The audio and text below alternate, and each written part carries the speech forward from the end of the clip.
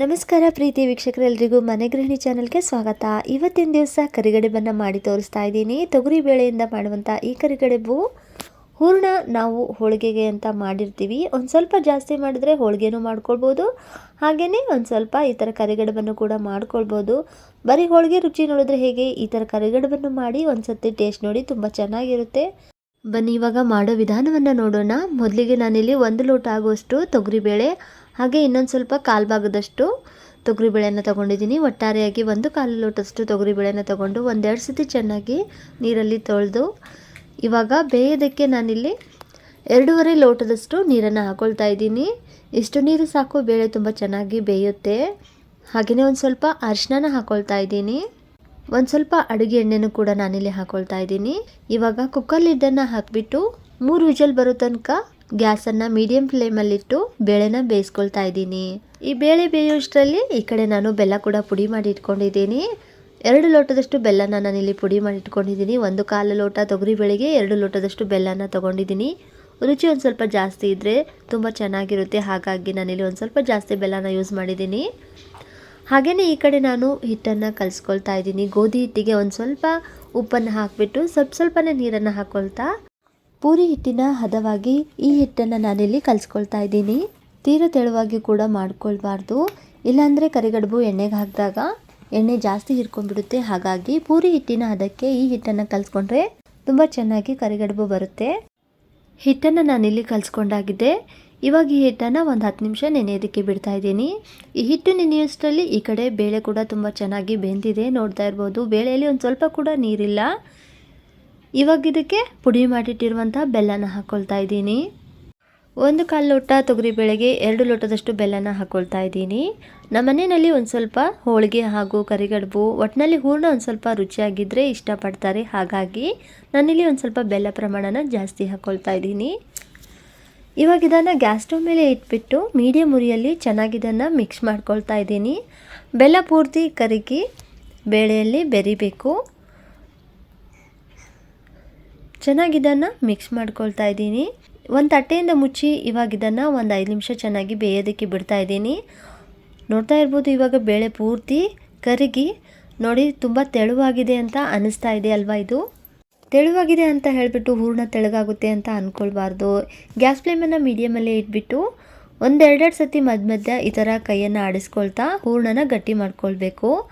ನೋಡಿ ಒಂದು ಸ್ವಲ್ಪ ಹೂರಣ ಇಲ್ಲಿ ಗಟ್ಟಿಯಾಗಿದೆ ಅಲ್ವಾ. ಇವಾಗ ಗ್ಯಾಸ್ ಫ್ಲೇಮನ್ನು ನಾನಿಲ್ಲಿ ಆಫ್ ಮಾಡ್ಕೊಳ್ತಾ ಇದ್ದೀನಿ. ಈ ಮಿಶ್ರಣ ಏನು ಮಾಡಬೇಕು, ಪೂರ್ತಿ ತಣ್ಣಗಾಗಬೇಕು. ಪೂರ್ತಿ ತಣ್ಣಗಾದ್ಮೇಲೆ ನೋಡಿ ಇನ್ನೊಂದು ಸ್ವಲ್ಪ ಕೂಡ ಇದು ಬೇಳೆ ಚೆನ್ನಾಗಿ ಒಂದು ಸ್ವಲ್ಪ ಗಟ್ಟಿ ಅದಕ್ಕೆ ಬಂದಿದೆ. ಇಷ್ಟಾಗ್ಬಿಟ್ರೆ ಸಾಕು, ಹೂರಣ ಕರೆಕ್ಟಾಗಿ ಬಂದುಬಿಡುತ್ತೆ. ನೋಡಿ ಆ ಮಿಶ್ರಣನ ನಾನಿಲ್ಲಿ ಮಿಕ್ಸರ್ ಜಾರ್ಗೆ ಹಾಕಿಬಿಟ್ಟು ಚೆನ್ನಾಗಿ ಇದನ್ನು ಗ್ರೈಂಡ್ ಮಾಡ್ಕೊಳ್ತಾ ಇದ್ದೀನಿ. ನೋಡಿ ನಾನಿಲ್ಲಿ ಗ್ರೈಂಡ್ ಮಾಡ್ಕೊಂಡಾದಮೇಲೆ ಹೂರಣ ತೆಳುವಾಗಿದೆ ಅಂತ ಅನ್ನಿಸ್ತಾ ಇದೆಯಲ್ವಾ. ಹೂರಣ ತೆಳುಗಾಗಿದೆ ಅಂತ ಅಂದಾಗ ನಾನಿಲ್ಲಿ ಒಂದು ತಟ್ಟೆಗೆ ಹಾಕಿಬಿಟ್ಟು ಈ ಹೂರಣನ ಆರಿಸ್ಕೊಳ್ತಾ ಇದ್ದೀನಿ. ಉಳಿದಿರುವಂಥ ಎಲ್ಲ ಬೇಳೆನೂ ಕೂಡ ನಾನು ಇದೇ ಥರ ಗ್ರೈಂಡ್ ಮಾಡಿಕೊಂಡು ತಟ್ಟೆನಲ್ಲಿ ಹಾಕಿ ಆರೋದಕ್ಕೆ ಬಿಡ್ತಾ ಇದ್ದೀನಿ. ಮಧ್ಯ ಒಂದೆರಡು ಸತಿ ನಾವು ತಟ್ಟೆನಲ್ಲಿ ಈ ಥರ ಚಮಚದಿಂದ ಒಂದೆರಡು ಸತಿ ಮೇಲ್ ಕೆಳಗೆ ಮಾಡಿಕೊಂಡು ಆರಿಸ್ಕೊಂಡ್ರೆ ಹೂರಣ ಕೂಡ ತುಂಬ ಚೆನ್ನಾಗಿ ಗಟ್ಟಿಯಾಗಿ ಬರುತ್ತೆ. ನಾನು ಒಂದು ಸ್ವಲ್ಪ ಹೂರಣದಲ್ಲಿ ಹೋಳಿಗೆ ಅಂತೂ ಮಾಡ್ಕೊಳ್ತೀನಿ, ಹಾಗೆಯೇ ಉಳಿದಂಥ ಒಂದು ಸ್ವಲ್ಪ ಹೂರಣದಲ್ಲಿ ಕರಿಗಡುಬನ್ನು ಮಾಡಿ ತೋರಿಸ್ತಾ ಇದ್ದೀನಿ. ಹೋಳಿಗೆ ರೆಸಿಪಿ ಅಂತೂ ನಾನು ಆಲ್ರೆಡಿ ನಮ್ಮ ಮನೆ ಗೃಹಿಣಿ ಚಾನಲಲ್ಲಿ ಶೇರ್ ಮಾಡಿದ್ದೀನಿ. ಆ ರೆಸಿಪಿ ವಿಡಿಯೋ ನೋಡಬೇಕು ಅಂದರೆ ಈ ವಿಡಿಯೋ ಕೊನೆಯಲ್ಲಿ ಆ ವಿಡಿಯೋದು ಲಿಂಕ್ ಬರುತ್ತೆ, ನೀವು ಕ್ಲಿಕ್ ಮಾಡಿ ನೋಡಿ. ಹೋಳಿಗೆ ರೆಸಿಪಿ ಕೂಡ ತುಂಬ ಚೆನ್ನಾಗಿ ಬಂದಿದೆ, ಒಂದು ಸರ್ತಿ ವಿಸಿಟ್ ಮಾಡಿ ನೋಡಿ. ಇಷ್ಟ ಆದರೆ ಲೈಕ್ ಮಾಡಿ. ಹೂರಣ ಅಂತೂ ತಯಾರಾಗಿದೆ. ಈ ಕಡೆ ನೋಡಿ ಹಿಟ್ಟನ್ನು ಕೂಡ ತುಂಬ ಚೆನ್ನಾಗಿ ನೆಂದು ರೆಡಿಯಾಗಿದೆ. ಒಂದು ಸರ್ತಿ ಚೆನ್ನಾಗಿ ನಾದ್ಕೊಂಡು ಚಿಕ್ಕ ಚಿಕ್ಕ ಉಂಡೆಯಾಗಿ ನಾನಿಲ್ಲಿ ಮಾಡ್ಕೊಳ್ತಾ ಇದ್ದೀನಿ. ಒಂದೇ ಸರ್ತಿ ಚಿಕ್ಕ ಚಿಕ್ಕ ಉಂಡೆ ಎಲ್ಲ ಕೂಡ ನಾನಿಲ್ಲಿ ಮಾಡ್ಕೊಂಡಾಗಿದೆ. ಒಂದು ಸ್ವಲ್ಪ ಹಿಟ್ಟಿನಲ್ಲಿ ಅದ್ದಿ ಇಟ್ಕೊಂಡಿದ್ದೀನಿ. ಇವಾಗ ಒಂದು ಚಿಕ್ಕ ಉಂಡೆನ ತಗೊಂಡು ಒಂದು ಸ್ವಲ್ಪ ಹಿಟ್ಟಿನಲ್ಲಿ ಅದ್ದಿ ಚಿಕ್ಕ ಚಿಕ್ಕದಾಗಿ ನಾನಿಲ್ಲಿ ಪೂರಿ ಥರ ಲಟ್ಟಿಸ್ಕೊಳ್ತಾ ಇದ್ದೀನಿ. ತೀರಾ ದೊಡ್ಡದಾಗೂ ಲಟ್ಟಿಸ್ಕೊಳ್ಬಾರ್ದು. ಕರ್ಜಿಕಾಯಿ ಅಂತೂ ನಾವು ಮಾಡೇ ಇರ್ತೀವಿ, ಅದೇ ಥರ ಈ ಒಂದು ಕರಿಗಡುಬನ್ನು ನಾವು ಮಾಡ್ಕೊಳ್ಬಹುದು. ನೋಡಿ ಒಂದು ಸ್ವಲ್ಪ ಅಗಲಕ್ಕೆ ನಾನಿಲ್ಲಿ ಪೂರಿ ಥರ ಲಟ್ಟಿಸ್ಕೊಂಡಾಗಿದೆ. ಉಳಿದಿರುವಂಥ ಎಲ್ಲ ಉಂಡೆಗಳನ್ನು ಕೂಡ ನಾನು ಇದೇ ಥರ ಲಟ್ಟಿಸ್ಕೊಂಡಿರ್ತಾ ಇದ್ದೀನಿ. ಒಂದೇ ಸತಿ ನಾವು ಲಟ್ಟಿಸ್ಕೊಂಡ್ಬಿಟ್ರೆ ಈಸಿಯಾಗಿ ಕರಿಗಡುಬನ್ನು ನಾವು ಮಾಡ್ಕೊಳ್ಬೋದು. ನೋಡಿ ಎಲ್ಲವೂ ಕೂಡ ನಾನಿಲ್ಲಿ ಲಟ್ಟಿಸ್ಕೊಂಡಾಗಿದೆ.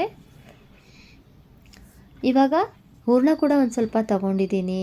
ಒಂದು ಸ್ವಲ್ಪ ಹೂರಣದಲ್ಲಿ ಹೋಳಿಗೆನ ಮಾಡಿದ್ದೆ, ಹಾಗಾಗಿ ಒಂದು ಸ್ವಲ್ಪ ಹೂರಣದಲ್ಲಿ ಈ ಕರಿಗಡುಬನ್ನು ಮಾಡಿ ತೋರಿಸ್ತಾ ಇದ್ದೀನಿ. ನೋಡಿ ಇವಾಗ ಒಂದೇ ಸತಿ ನಾನಿಲ್ಲಿ 5 ಕರಿಗಡುಬನ್ನು ಮಾಡಿ ಇಟ್ಕೊಳ್ತಾ ಇದ್ದೀನಿ. ಮಾಡಿರುವಂತಹ ಪೂರಿ ಥರ ಲಟ್ಟಿಸಿಟ್ಕೊಂಡಿರ್ತೀವಲ್ವ, ನೋಡಿ ಮಧ್ಯಕ್ಕೆ ನಾನಿಲ್ಲಿ ಒಂದು ಸ್ವಲ್ಪ ಹೂರಣನ ಸ್ವಲ್ಪನೇ ಈ ಥರ ತುಂಬ್ಕೊಳ್ತಾ ಹೋಗ್ತಾ ಇದ್ದೀನಿ. ಒಂದೇ ಸತಿ ನಾವು ಹೂರಣನ ಮಧ್ಯೆ ಇಟ್ಬಿಟ್ಟು ನೋಡಿ ಇವಾಗ ಪೂರಿ ಥರ ಲಟ್ಟಿಸಿರ್ತೀವಲ್ವ, ಅದನ್ನು ನೋಡಿ ನಾನಿಲ್ಲಿ ಈ ಥರ ಅರ್ಧ ಚಂದ್ರದ ಆಕಾರವಾಗಿ ಫೋಲ್ಡ್ ಮಾಡ್ತಾ ಇದ್ದೀನಿ, ಅಂದರೆ ಮಡ್ಚ್ಕೊಳ್ತಾ ಇದ್ದೀನಿ. ಕರ್ಜಿಕಾಯಿ ಯಾವ ಥರ ಮಾಡ್ತೀವೋ ಅದೇ ಥರ ನಾನಿಲ್ಲಿ ಮಾಡ್ಕೊಳ್ತಾ ಇದ್ದೀನಿ. ಯಾವುದೇ ಥರ ನಾನಿಲ್ಲಿ ಕರ್ಜಿಕಾಯಿ ಮಾಡುವಂಥ ಮಣೆ ಕೂಡ ನಾನು ಯೂಸ್ ಮಾಡಿಲ್ಲ. ಮಾಮೂಲಾಗಿ ನಾವು ಕೈಯಲ್ಲಿಯೇ ಈ ಕರಿಗಡುಬನ್ನು ಮಾಡ್ಕೊಳ್ಬೋದು, ತುಂಬ ಈಸಿಯಾಗಿ ಬರುತ್ತೆ. ನೋಡಿ ಈ ಥರ ಪ್ರೆಸ್ ಮಾಡಿದ್ರೆ ಸಾಕು, ಹಿಟ್ಟು ಅಂಟಿಕೊಂಡು ಹೂರಣ ಹೊರಗೆ ಬರೋದೇ ಇಲ್ಲ. ಇವಾಗ ನಾನಿಲ್ಲಿ ಒಂದು ಚಾಕುನ ತಗೊಂಡ್ಬಿಟ್ಟು ನೋಡಿ ಈ ಥರ ಕಟ್ ಮಾಡ್ಕೊಳ್ತಾ ಇದ್ದೀನಿ. ಕರ್ಜಿಕಾಯಿ ಆಕಾರಕ್ಕೆ ನಾನಿಲ್ಲಿ ಕಟ್ ಮಾಡ್ಕೊಳ್ತಾ ಇದ್ದೀನಿ. ತುಂಬ ಈಸಿಯಾಗಿ ಬಂದುಬಿಡುತ್ತೆ. ನೋಡಿ ಎಷ್ಟು ಚೆನ್ನಾಗಿ ಕರಿಗಡುಬು ರೆಡಿ ಆಗಿದೆ ಅಂತ. ಕರ್ಜಿಕಾಯಿ ಆಕಾರಕ್ಕೆ ಈ ಒಂದು ಕರಿಗಡುಬನ್ನು ನಾವು ಮಾಡಿಕೊಂಡ್ರೆ ತುಂಬ ಚೆನ್ನಾಗಿರುತ್ತೆ, ನೋಡೋದಕ್ಕೂ ಚೆನ್ನಾಗಿರುತ್ತೆ, ತಿನ್ನೋದಕ್ಕಂತೂ ತುಂಬ ಸಖತ್ತಾಗಿರುತ್ತೆ. ಎಲ್ಲವೂ ಕೂಡ ನಾನಿಲ್ಲಿ ಇದೇ ಥರ ಮಾಡಿ ಇಟ್ಕೊಳ್ತಾ ಇದ್ದೀನಿ. ನಮ್ಮನೇಲಂತೂ ತುಂಬ ಇಷ್ಟಪಟ್ಟು ತಿಂತೀವಿ ನಾವು ಈ ಒಂದು ಕರಿಗಡುಬನ್ನು. ಹಬ್ಬ ಹರಿದಿನಗಳಲ್ಲಂತೂ ಹೋಳಿಗೆ ಮಾಡಿರ್ತೀವಿ. ಒಂದು ಸ್ವಲ್ಪ ಹೂರಣನ ಜಾಸ್ತಿ ಮಾಡಿಕೊಂಡ್ರೆ ಒಂದು ದಿವಸ ಹೋಳಿಗೆನೂ ಮಾಡಿಕೊಂಡು ಇನ್ನೊಂದು ದಿವಸ ಕರಿಗಡುಬನ್ನು ಮಾಡಿಕೊಂಡು ತಿಂದರೆ ತುಂಬ ಚೆನ್ನಾಗಿರುತ್ತೆ.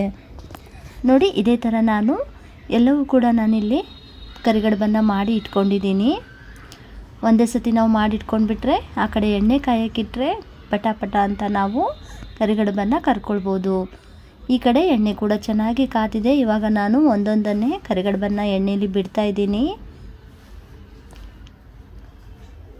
ಈ ಕರಿಗಡುಬು ಇವಾಗ ಸ್ವಲ್ಪ ಹೊಂಬಣ್ಣಕ್ಕೆ ಬರಬೇಕು, ಅಲ್ಲಿವರೆಗೂ ಇದನ್ನು ಚೆನ್ನಾಗಿ ಫ್ರೈ ಮಾಡ್ಕೊಳ್ತಾ ಇದ್ದೀನಿ. ಗ್ಯಾಸ್ ಫ್ಲೇಮನ್ನು ಮೀಡಿಯಮಲ್ಲಿ ಇಟ್ಬಿಟ್ಟು ಈ ಕರಿಗಡುಬನ್ನು ನಾನಿಲ್ಲಿ ಫ್ರೈ ಮಾಡ್ಕೊಳ್ತಾ ಇದ್ದೀನಿ. ಈ ಕರಿಗಡುಬನ್ನು ನೀವು ಕಾಂಬಿನೇಷನ್ ಆಗಿ ತುಪ್ಪದ ಜೊತೆಗೆ ತಿಂದರೆ ತುಂಬ ಚೆನ್ನಾಗಿರುತ್ತೆ. ಬಿಸಿ ಆಗಿರುವಂಥ ಕರಿಗಡುಬನ್ನು ತುಪ್ಪದ ಜೊತೆಗೆ ಸವಿದ್ರೆ ಒಂದೇ ತಿನ್ನೋರು 4 ಕರಿಗಡುಬನ್ನು ತಿಂತಾರೆ, ಅಷ್ಟು ಟೇಸ್ಟಿಯಾಗಿರುತ್ತೆ ಮತ್ತು ತುಂಬಾ ಇಷ್ಟಪಟ್ಟು ತಿಂತಾರೆ. ನೋಡಿ ಇವಾಗ ಒಂದು ಸ್ವಲ್ಪ ಲೈಟಾಗಿ ಹೊಂಬಾಣಕ್ಕೆ ಬಂದಿದೆ. ಇವಾಗ ಇನ್ನೊಂದು ಸ್ವಲ್ಪ ಬೇಯಬೇಕು.